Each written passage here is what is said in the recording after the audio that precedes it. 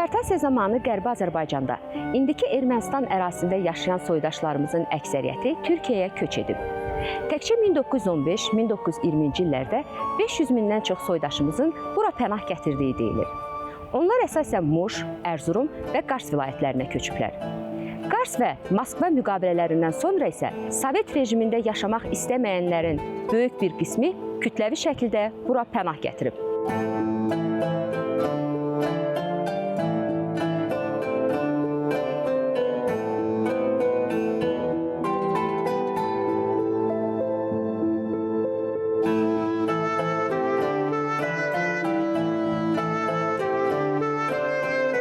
Türkiyənin şərqində yerləşən və 70-dən çox kəndi özündə birləşdirən Qarsın əhalisinin ümumi sayı 100 mini keçib. Burada adam özünü qərib saymır. İllər, qərinələr keçsə belə, bura pənah gətirən soydaşlarımızı elə ləhcəsindən çox asanlıqla tanımaq olar.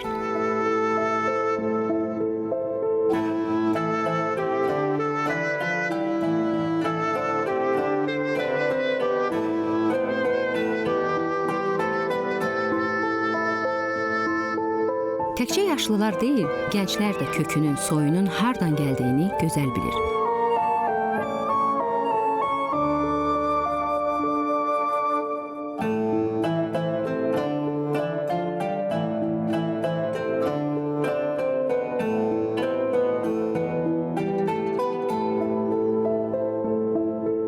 Altınkedi kəndinin ən yaşlı sakini sayılan Qüdrət Erolun sorağını eşidib, ora getmək qərarına gəldik. Qüdrət Erol İrəvanlıdır.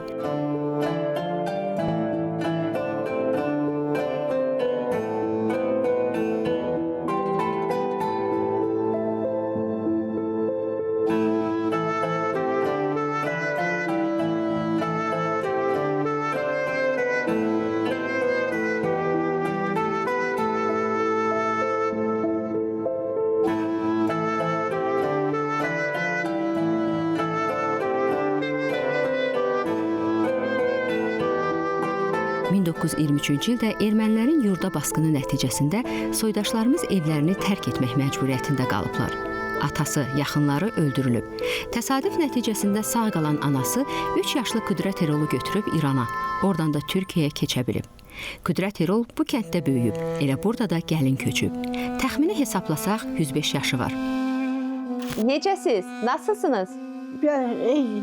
Nə zaman gəlmisiniz bura? Annenizi, babanızı hatırlayırsınız? Aklıma gelmiyor, aklıma gelmiyor. İhtiyar adam, ne bileyim. Ercet, Hikmet, Asiye, Fatma, Züre, 3-6 tane çocuğum var. Qüdrət Erol çox çətinliklə danışır, hafizəsi zəifləyib. Amma hər gün elə oturduğu yerdə namazını qılır, dualar edir.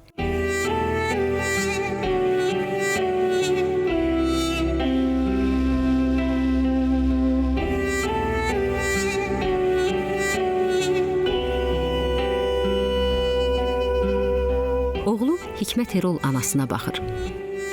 Geldiğinde ufaktı tabii. Burada büyümüş, orayı bilmiyor yani. Ailesini bilmiyor. Yani cahil bir kadın, okunmamış. O tarihi de ben tarihte okuduğum için tarihi o şekilde çıkartıyoruz. Yani bunun net doğumunu da ne kendi bilir ne biz bilmiyoruz. Biz de bilmiyoruz. Tarihi okuduğumuz için o savaşları, bilmem o isyanları bildiğim için yani bu yaşı çıkartıyoruz. Annesi çok akıllı bir kadınmış. Çok iyi bir kadınmış. Fakat biz onu görmedik. Bu da şimdi hatırlamıyor yani bazı şeyleri çok şeyleri hatırlamıyor yani. Namazını kılıyor, orucunu tutuyor. Ben de iyi bakıyorum. Onlar küçükte bize nasıl baktılarsa biz de şimdi onlar küçüklere biz büyüdük. Biz onlara bakıyoruz. Ben halimden memnunum. O da memnun benden. İşte devam edip gidiyoruz.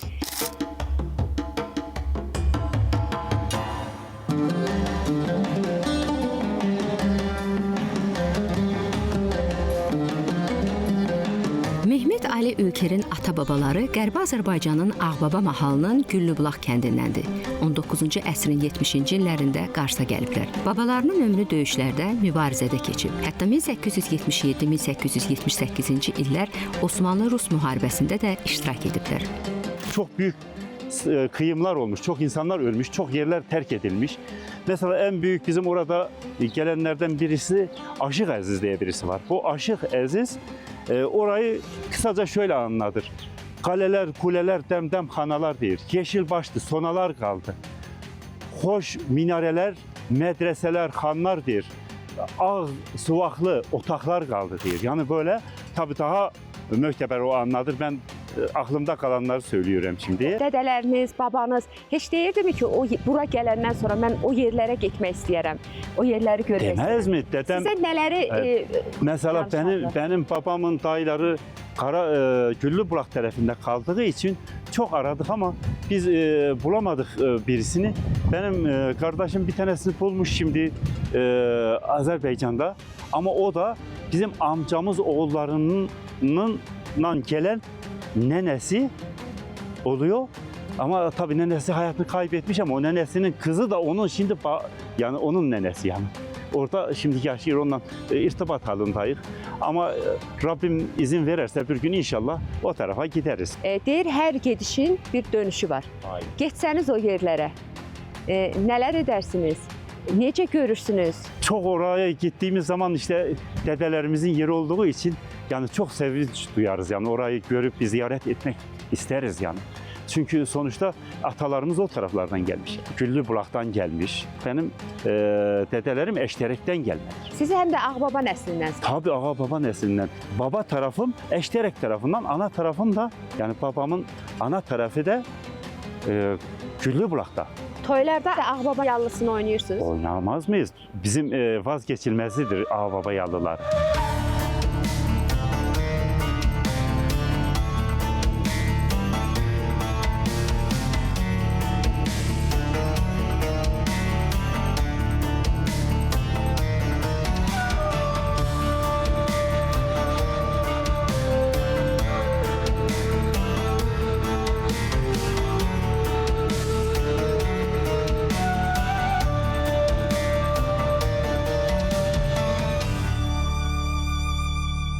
Qarsın ən qədim məscidlərindən biri olan Ulu Cami məscidinin qarşısındayıq. Bu məscid Osmanlı İmperiyası dövründə inşa edilib. Ermənilər minlərlə insanı bu məscidin içinə yığaraq yandırıblar.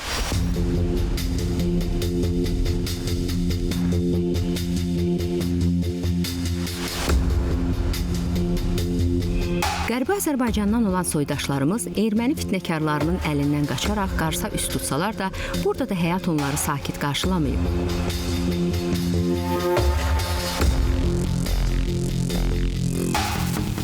...1915-1920-ci illər arasında ermənilərin Qars və ətraf ərazilərdə özlərindən saymadıqları hər kəsə qarşı kütləvi qırğınlar törətdikləri deyilir. 1918-ci ildə erməni daşnaq dəstələri güya sülh danışıqları aparmaq üçün qarslıları Ulu Camiyə toplayır və orada 286 nəfəri diri-diri yandırırlar.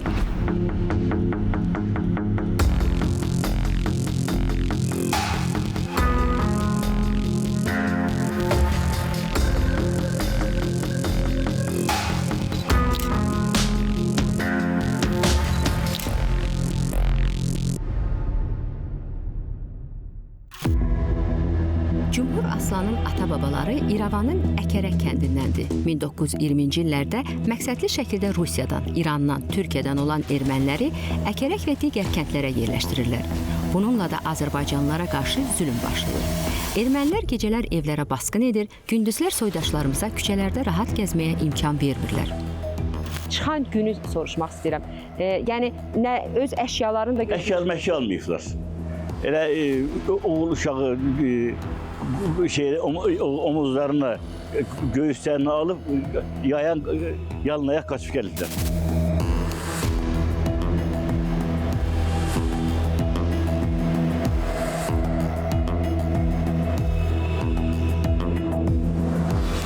Hatta sınırda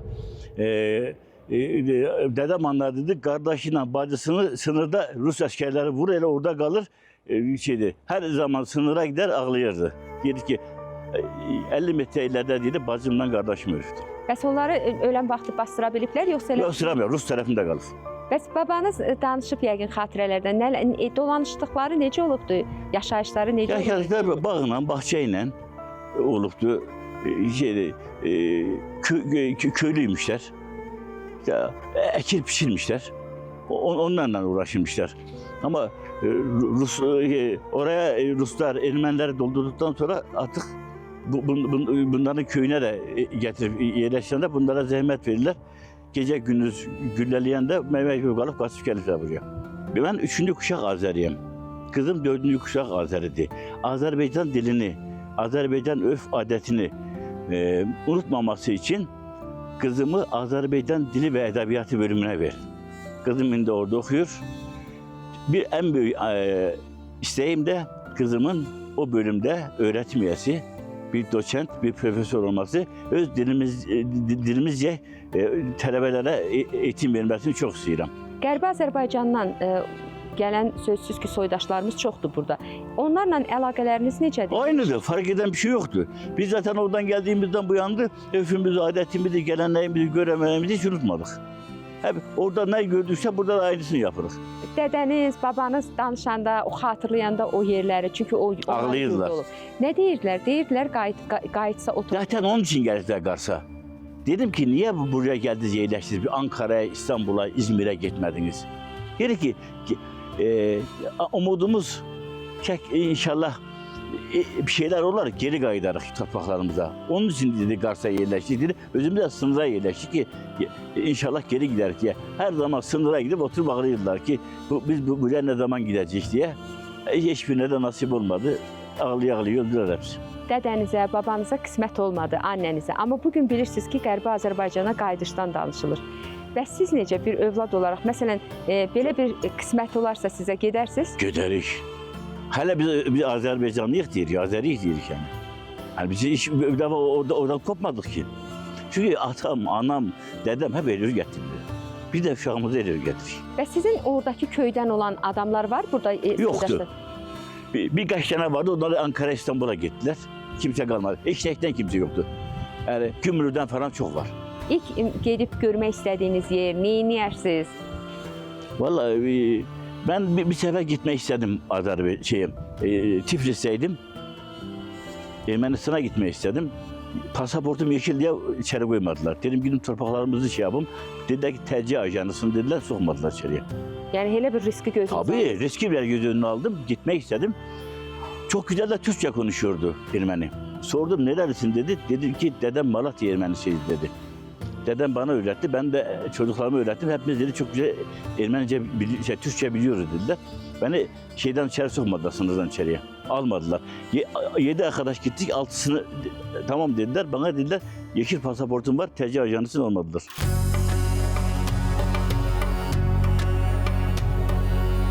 Qars şəhərində Sarıqamış, Səlim və Arpaçay kimi ətraf kəndlərdə Qarapapaq və Tərəkəmə nəslindən olan Azərbaycanlılar yaşayır. Onlar 19-cu əsrin sonu, 20-ci əsrin əvvəllərində Qərbi Azərbaycandan köç edənlərdir. İndiyədək öz adət-ənənələrini qoruyub saxlayırdılar. Qarapapaqlar Türkiyə, İran, Mərkəzi Asiya, əsasən Özbəkistan və Cənubi Qafqazda yaşayıblar. İndiki Ermənistan ərazisində yaşayan Qarapapaqlara gəlincə, Azərbaycanlıların sonuncu deportasiyası zamanı, yəni 1988-ci ildə oranı bir dəfəlik tərk ediblər. İlk illər yalnız mədəniyyət sahəsinə üstünlük verən Dünya Qarapapaq Türkləri Birliyi hazırda tarix, incəsənət və digər istiqamətlərdə çoxşaxəli fəaliyyət göstərir. Qurumun Qars nümayəndəliyi təmsilçisi əslən Borçalıdan olan Osman Saday, Qarapapaqların 1828-ci ildən başlayaraq 1855-ci ilə kimi Türkiyəyə köç etdiklərini deyir. Sonuncu böyük köç isə 1921-ci ildə baş verib. Dünyaya hansı mesajları ötürmək istəyirsiniz? Efendim bizim hesabımız şudur, yani biz Türk topluluğu, kadın bir Türk topluluğu olarak biz kendi neslimizi, Qarapapaq tayfasını bir sonraki nesillerimize, yani örfümüzü, adetimizi, kültürümüzü, sanatımızı yaşatmasıdır. Bizim temel amacımız budur. Yani ben bütün toplantılarımızda söylediğimiz bir şey vardı. Biz dünyanın farklı ülkelerinde, yoğun yaşadığımız ülkelerde, Azerbaycan'da, Gürcistan'da, Kazakistan'da, İran'da, biz buralarda yaşadığımız bu ülkelerin milli birlik ve beraberliğine, anayasasına, bayrağına sadık kalmak şartıyla kendi kimliğimizi, kendi örf, adet, gelenek ve göreneklerimizi yaşatmaktır. Bütün amacımız budur. Ama bulunduğumuz coğrafyanın, Türkiye Cumhuriyeti coğrafyası da dahil bu coğrafyanın da anayasasına, bayrağına, toprak bütünlüğüne sadık kalmak şartıyla bulunduğumuz coğrafyaların en müreffeh, en mükemmel topluluğu olmak için çalışıyoruz. O ülkelere en fazla fayda sağlamak için çalışıyoruz. Buranın en saygıdeğer, en saygın topluluğu olmaya gayret ediyoruz. Osman Bey, bir sorum da var. Bu Zəngəzur dəhlizi ilə bağlıdır. Sözsüz ki, sizin bu barədə kifayət qədər informasiyanız var. Zəngəzur koridorunun açılması lazım. Zəngəzur koridorunun hem karayolunun hem demir yolunun açılmasıyla birlikte bu bölgenin çok yakın daha istişare içerisinde olacağı, birbirine daha yakın olacağı, ticareten, kültür olarak her alanda birbirine yaklaşması daha mükemmel olur. Şimdi Zəngəzur koridorunun açılması lazım, o bölgeye yerleşimlerin sağlanması lazım. Ben temelim bir an evvel Azerbaycan'ın bu Ermenistan'la olan bu şeyin haritanın tamamlanması lazım.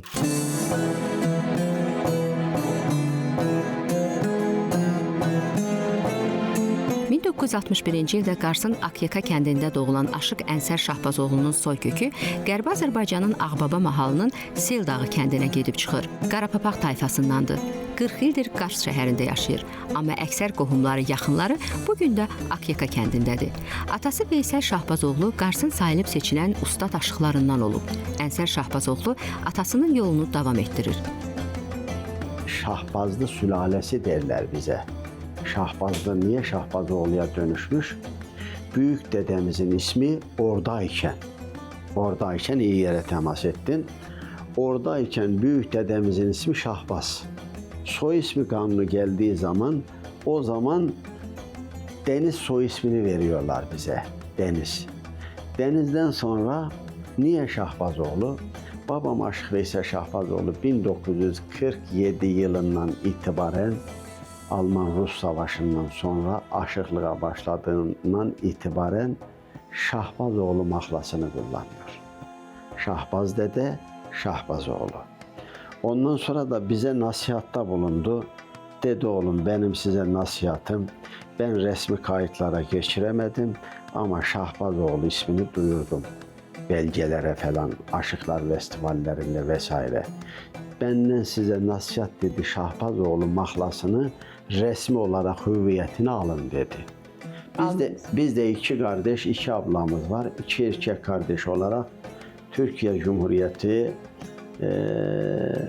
adli makamlarına müracaat ederek soy isim değişikliğimizi yaptırdık. Şahbazoğlu ismini aldık. Ve devam edir. Ve devam ediyor. Şu anda iki kardeş sülalemiz Şahbazoğlu. Deportasiya nəticəsində onlar öz yurtlarını tərk edib, gəlirlər Türkiyəyə. Aynen. Və üstündən illər keçib. O ənənələr, adətlər, onlar hamısı dağılıb getdi, yoxsa onlar yaşayır bu Yok. günlər? Geldikleri gibi devam ediyor. Mesela nedir o sulaneler biliyorsunuz tabii. Yemek içmesinden başla, giyim kuşamından başla, gelenek görenek, oyun havalarından, yallısından, türküsünden başla hepsi devam ediyor şu anda. Ama yeni nesil olarak tabii az da olsa bir azalma vardır yani. Eski benim kuşağım farklı, benden sonra gelen kuşak farklı. Ama o da özünü biliyor tabii. O bizden sonra gelen kuşaklar, torunlara da aşılıyoruz tabii. Onlar da biliyor bizim nereden geldiğimizi. Arşivlerinde var yani. Qarapapaqlılar hərdən yığışırlar bir yerə. Tabii. Hala Nə edirsiniz? Yığışanda nə danışırsınız? Ancaq toydan toya, məclisdən məclisə? Yok. Hansısa bir təşkilatınız, qurumunuz var? Mesela şu anda biliyorsunuz Lapsat grubumuz var şu anda. Türkiye genelinde Şahbazoğlu ailesi olarak grubumuz var. Gözəl. Buna benzer derneklerimiz var. Köy dernekleri. O WhatsApp qrupunda yəqin qərarlaşdırırsınız, hara gedəcəksiniz, nə edəcəksiniz? Xeyir şer buluşmaları, paylaşımlar, hal hatır sormak. Dedik ya, xeyirde bulunmak, şerde bulunmak adına birbirinden haberdar olma adına irtibat halindesin yani. Onu dört gözle bekliyoruz o yolu. O yol açılırsa tabii bizim gönül yolu dışında o yolla irtibatımız olacağına güvenim sonsuzdur, güveniyorum yani. Bekliyoruz onu, dört gözle bekliyoruz. Dedelerimizin, atalarımızın bizim gönüllerimizde yer bulduğu, yer ettiği yerleri gezeriz. Kabristanlıkları ziyaret ederiz. Orada söylenen havaları orada çalar söyleriz. Türkiye'de söylenen bir söz var. Deyir ki, aslını inkar eden haramzadedir. Bizim aslımız budur. Buradan gelmişiz, oradan gelmişiz. Bizim topraklar oradır. Burada bizim toprağımız, orada bizim toprağımız. Babam bir şiirinde dedim ya, diyor ya, Türk ordusu cihan harbine girse ilk hedefte şöhret şanı alırız. Serhat boylarından açarsak cephe, durmaz düşman cenk fermanı alırız. Bazı eda ile, bazı naz ile, bazı sahra ile, bazı düz ile, Kemal Atatürk'ün ruhu biz ile, fikir verip şu bürhanı alırız. Qarsda məşhur bir kafe var. Adına Puşkin kafesi deyirlər. Şər qarışan kimi hamı bu məkana yığışır. Düzdür, bura dahi Rus şairi Aleksandr Sergeyeviç Puşkinin adınadır, amma məclislərin ona heç bir aidiyyatı yoxdur. Əvvəllər bu cür məclislər dərnək adlanırdı. İndi ad müasirləşib, amma fəaliyyəti illərdir ki, olduğu kimi davam edir. Aşıq Ehsən Şahbazoğlu da buradadır. Həftədə bir dəfə qurulan musiqi məclisinin əsas iştirakçısıdır. Aşıq həmkarı ilə köhnə Azərbaycan havalarını ifa edirlər.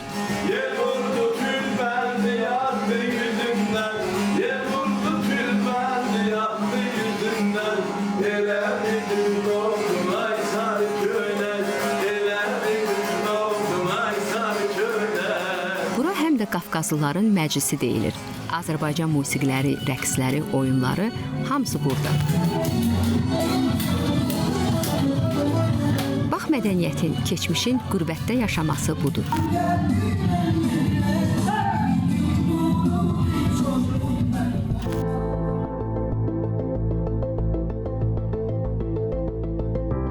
Qarsın ən böyük universiteti Qars Qafqaz Universiteti. Təhsil ocağında bizi Azərbaycanlı professor İlkin Qulusoy qarşıladı. Bu da universitetin Azərbaycan dili və ədəbiyyatı şöbəsinin nəzdindəki Heydər Əliyev Tədris Mərkəzi.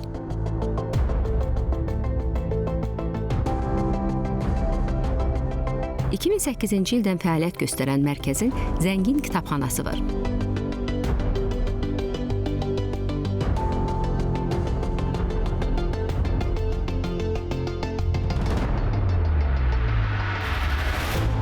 Kitabxanadan həm bakalavr, həm də magistratura tələbələri elmi tədqiqat işləri üçün istifadə edirlər.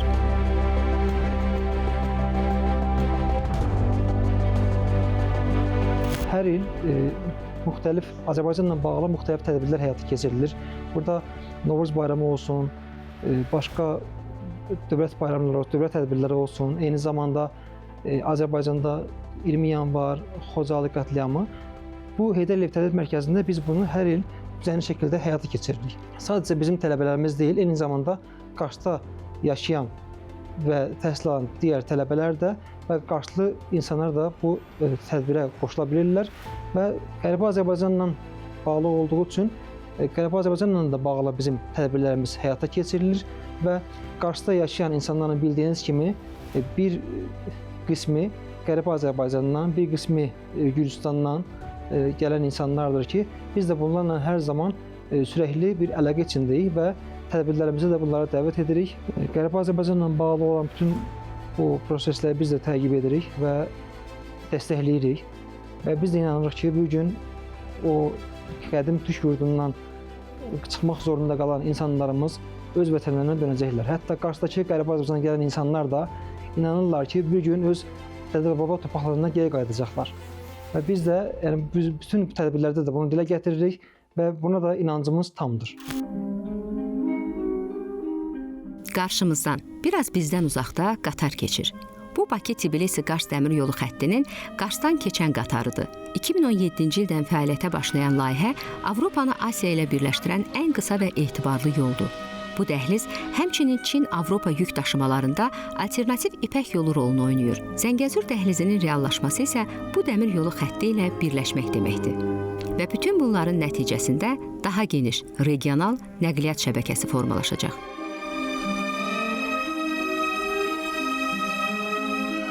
Azərbaycan yenə də növbəti böyük yolun astanasındadır. hamı gözləyir səbirlə. Bəzən də səbirsizlənərək gözləyir və hamı bilir ki, onun reallaşdıra bilmədiyi heç nə yoxdur.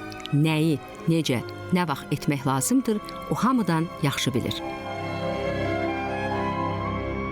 Bundan sonra əlbəttə ki, bizim həm qeyri-hökumət təşkilatlarının, həm dövlətin fəaliyyəti ondan ibarət olacaq ki, Qərbi Azərbaycanlılar öz dədə-baba torpaqlarına qayıda bilsinlər, burada öz yaşadıqları kəndlərə, şəhərlərə qayıda bilsinlər və orada yaşasınlar. Bu bütün beynəlxalq norma və prinsiplərə uyğun olan bir tələbdir.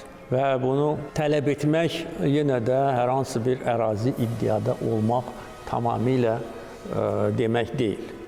Sadəcə olaraq insan hüquqları nöqteyi nəzərdən buna yanaşmaq lazımdır və biz bu məsələni gündəlikdən çıxartmayacağıq. Halbuki belə təkliflər bizə var, amma bunu hamı bilsin. Həm Ermənistan, həm onun arxasında duranlar ki, bu məsələ gündəlikdən çıxmayacaq. O vaxta qədər ki, Azərbaycanlılar təhlükəsizlik şəraitində Qərbi Azərbaycana və o cümlədən Qərbi Zəngəzura yerləşənə qədər. İrəvan xanları, Vedibasar, Zəngibasar, Göyçə mahallılar, onlar hamısı Azərbaycanlı oldu. Və inanıram ki, o yerlərə, o yerlərin sahibləri, müsəlmanlar, Azərbaycanlılar qayıdacaqlar. Mən buna inanıram.